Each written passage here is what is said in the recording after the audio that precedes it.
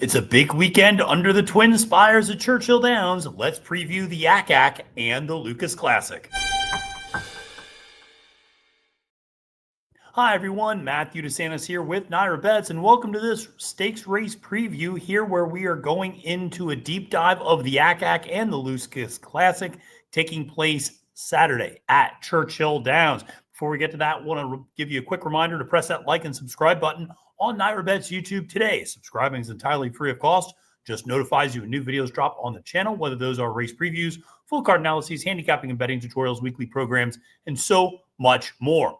Well, folks, we have a jam-packed weekend of racing action between Belmont at the Big A on Saturday, Churchill Downs, and Santa Anita. We got Breeders' Cup Challenge Series races. We have Grade 1s. We got Rebels Romance running up here in New York. Out in Santa Anita, they got a lot of big racing in a lot of those Challenge Series races. But listen, a couple of really nice stakes races on Saturday at Churchill Downs, the Ack Ack and the Lukas Classic. Some nice horses and some nice fields. So interesting opportunity to dive into these two races. And let's start with the Ack Ack, which is always a race I like a lot. It's usually a prep for the Breeders' Cup Dirt Mile. It's that one-turn configuration, which is going to be a little bit different, obviously, than what these horses are going to be facing out at Del Mar, which is a two-turn configuration for the mile. But this is a really nice field, highlighted by your morning line favorite, number one most wanted, four-trainer Brad Cox. And this is a horse that just has always been such a good runner. Obviously, last time out, coming off a little bit of a layoff, and drew the inside rail in that Grade 1 Forego. And I think that maybe was just a bridge too far. I just don't think this horse wanted to go 7 furlongs against that type of group that you had with Bookham Dano. That inside rail is such a difficult thing. Florent drew on board that day and really had to try to hustle that horse to get to the front, press the whole way around, ended up fading back to 5th late. I think this race works out a lot better for him. First of all, this horse likes Churchill Downs, 2 for 4 winning, 4 for 4 in the exacta, a perfect 3 for 3 at the 1 mile distance. And more importantly, likes that one turn mile. You saw that nice win against $175,000 optional claiming company, 2-back, where he easily bested a horse like Best Actor in full screen that day. And this is a horse, like I said, I expect a little bit of a better effort.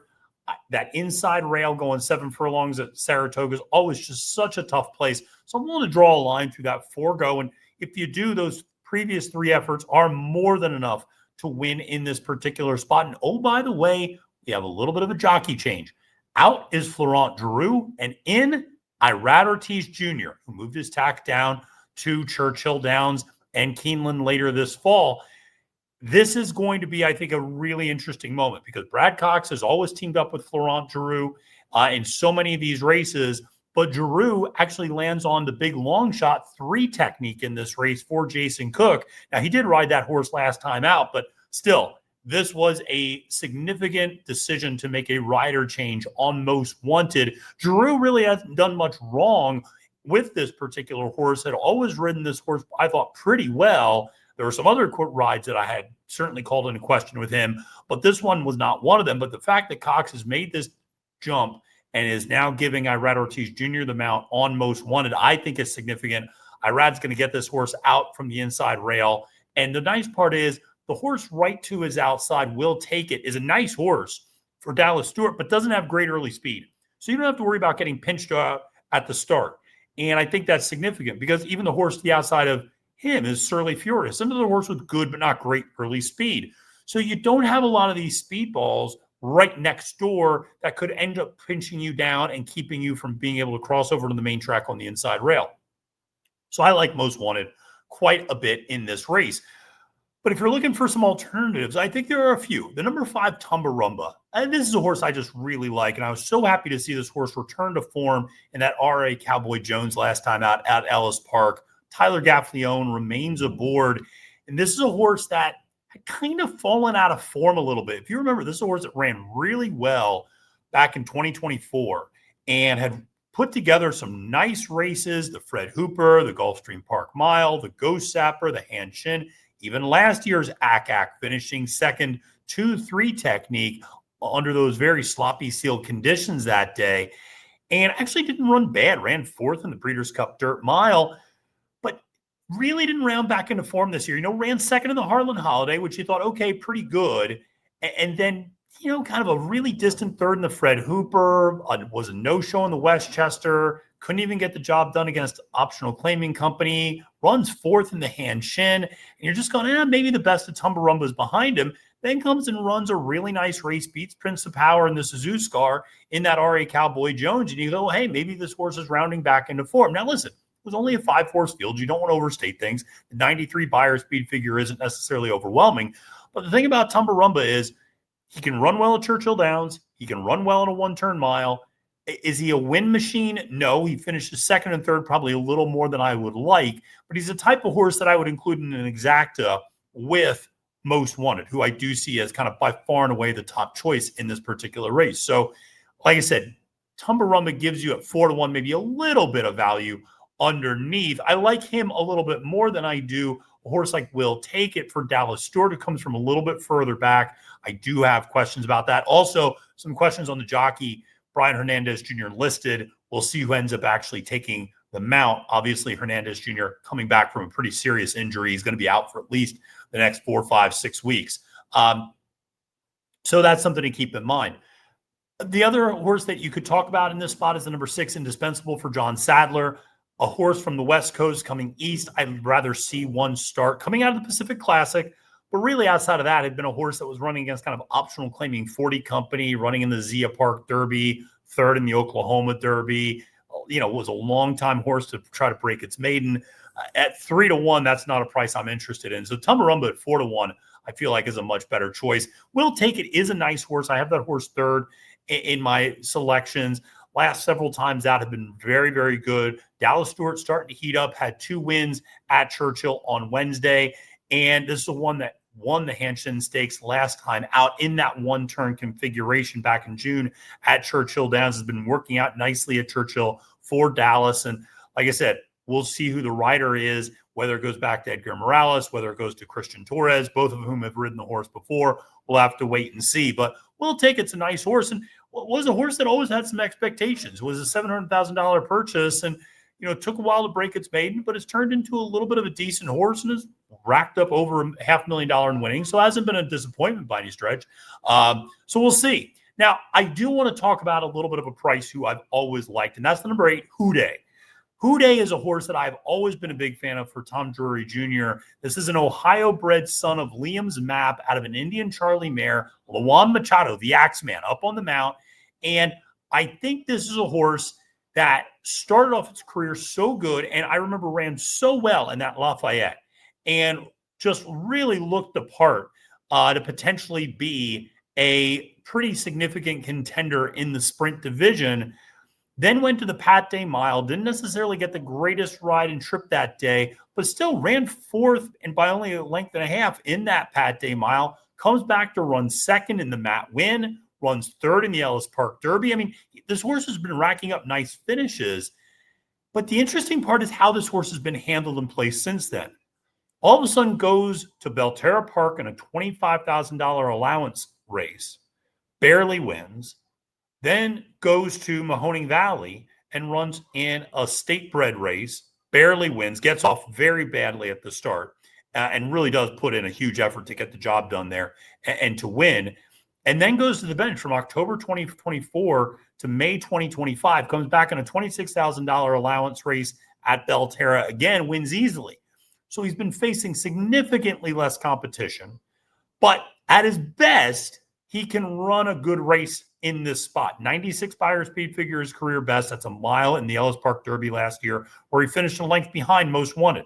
So he can keep up with the best in this group when he's at his best. The question is whether or not he's going to be there. Now, he's been working out very, very nicely at Churchill Downs leading up to this race. The fact that Drury Jr. decides to point him in this spot, I think, is a positive. I think Houday at 15-1 could be a little bit live as an underneath play in this particular race. Let's go to the Lukas Classic, which is the other big stakes race on the card, and this one does not lack for star power. You have last year's Kentucky Derby winner. You also have the Dubai World Cup winner in the form of Hit Show. So a lot of big names here: Disarm, Banishing, Rattle and Roll, Prince of Power, a lot of nice horses in this race. It's an interesting race. First of all, Willie Dees is going to be running in the Lukas Classic. The horse is also cross-entered in the Woodward, but the word came out. He'll be running and staying at Churchill Downs. This is what you expect. He's been working out at Churchill Downs. I think you got to probably start with discussing how you feel about Mystik Dan and Hit Show. I'm maybe not as high on these two as others. Mystik Dan, we still don't know the word with the jockey. Kenny McPeek had said he's going to see if there are any scratches out of this race to see if maybe he picks up a jockey there. If not, maybe a Christian Torres hops aboard. We'll see. But bottom line is there's still some questions around Mystik Dan, who, to Kenny McPeek's credit, has rounded back into significantly better form than he had been for a little while. That second in the Lake Chica at Oaklawn Park was a big step forward. Then he wins the Blame over Antiquarian, who, of course, comes back to win the Jockey Club Gold Cup later that summer.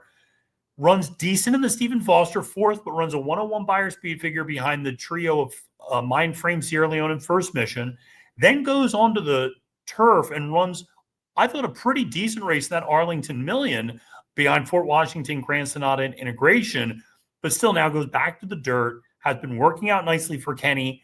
Mystik Dan, listen, he's a nice horse. I just, at 5-2, I'm not comfortable putting a lot of weight on him as my top selection.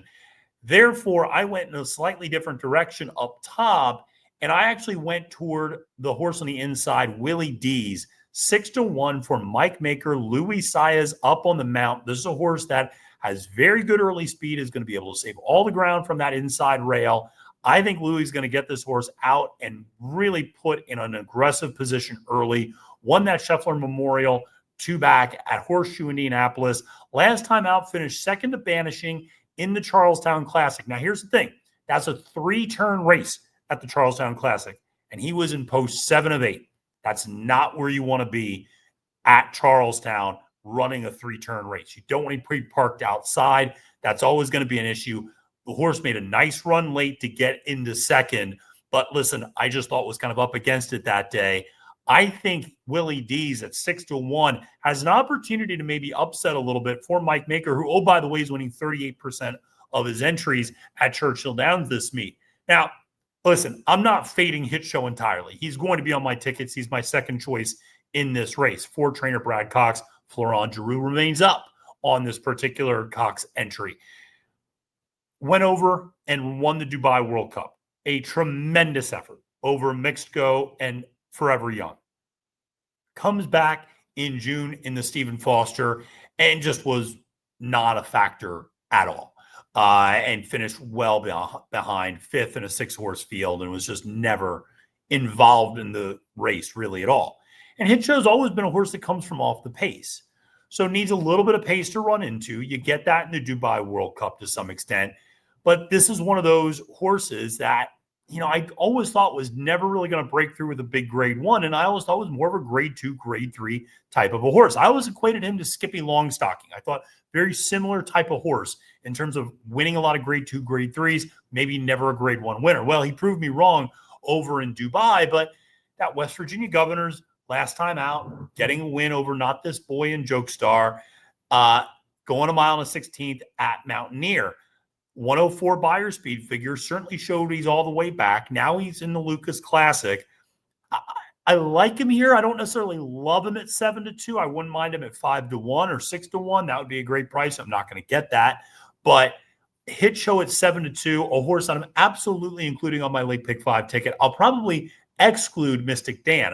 That's a horse that I'm going to try to get around the favorite in this particular spot, use a couple of alternatives.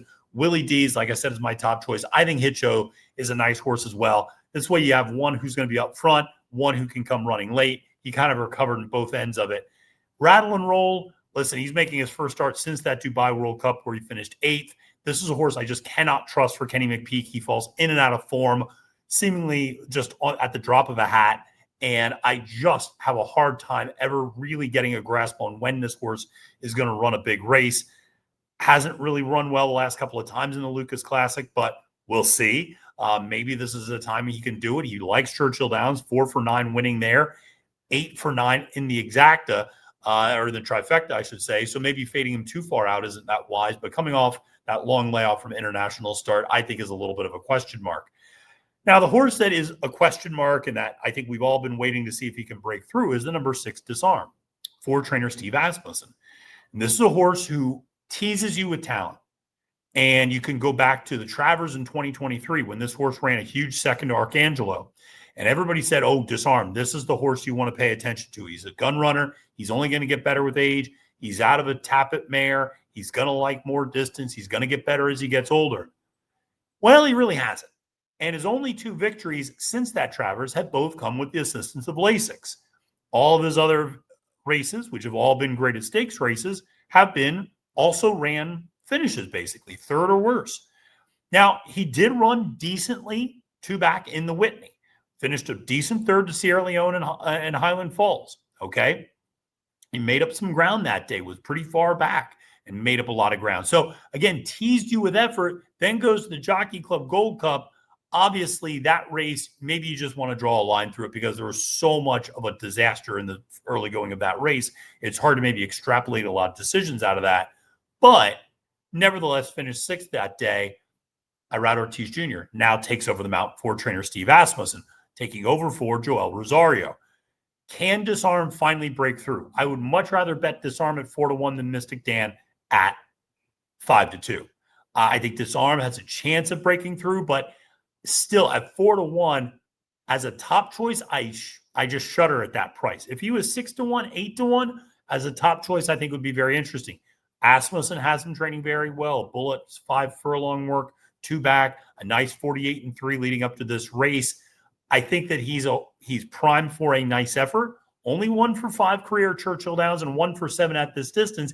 He's just not a winning machine. I mean, that's the problem with Disarm is he just kind of teases you and runs super consistent, but never good enough to really make that progress you would hope from him. So he's my 3rd choice. And like I said, a horse that I will include. Mystik Dan, I have 4th. A little further down, and I'm not going to be including him on my tickets. The horse that I'm fading is Banishing for trainer David Jacobson. I just think 1 1/8 is maybe a distance too far for this horse. I know he got it last time out in the Charlestown Classic. Again, 3-turn race, unique configuration, and unlike Willie D's, where was Banishing parked? Post 1 of 8. That's where you want to be at Charlestown, inside rail. And so that was just kind of a perfect setup and trip for him in a lot of ways. And I just think Banishing kind of benefited from that. Now he's parked a little further outside. The 1 1/8 has historically not been a great distance for him. This is a horse that just doesn't quite get the job done at Churchill. Listen, David Jacobson's done miracles with this horse for sure. But I just think this might be a field that might be a little too tough for him. And so I'm going to be trying to get around Banishing in this particular spot. But should be a great race. Can't wait to see all of the results on Saturday. Like I said, whether it is at Belmont at the Big A with the Hirsch and the Turf Classic and Rebels Romance, the Vosburg, the Woodward, the Gallant Bloom, a lot of great races there. Then you go out west, you got the City of Hope. You get to see Johannes run. You got the Goodwood, maybe some upsets there. Full Serrano's running out in that race. You got a lot of nice horses. First Mission for Brad Cox. And then, like I said, these 2 races here, Churchill Downs. It's going to be a fun-filled Saturday. That is for sure. And then Sunday, listen, we got the Oklahoma Derby. The Derby circuit's not over, folks. The Oklahoma Derby, Remington Park. You got the Zenyatta Stakes out at Santa Anita. You got a lot of nice races this whole weekend. So make sure to tune in to all of our great coverage of those races right here on NYRA Bets. Until next time, friends, my name is Matthew DeSantis, wishing you a great and profitable day at the races and reminding you it's now post time.